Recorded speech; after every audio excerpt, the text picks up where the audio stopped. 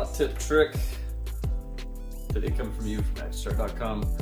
Curious, for those of you who your anesthesia monitor leads look like this and you wonder how in the world can I keep them looking nice and fresh, come apart nice and easy without getting tangled up, I'm going to show you a trick that I learned years and years ago from an AV guide, and it works. So one of the things in regards to all of our leads is you really don't want to be kinking them really hard because it puts stress on the inside and it can start to affect the capabilities of good quality data coming through, and you don't want to create a continual coil form.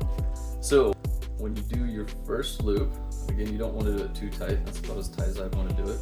Most everybody's used to just doing it like this, kind of like doing a lariat, and then it starts getting twisted and twisted and twisted as it goes toward the end.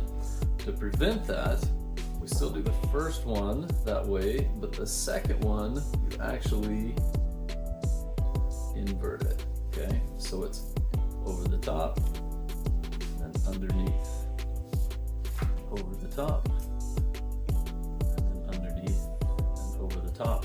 And then it lays there nicely, and amazingly, when you let it loose, it doesn't tangle up. Works pretty well. So try that out. Hope helps.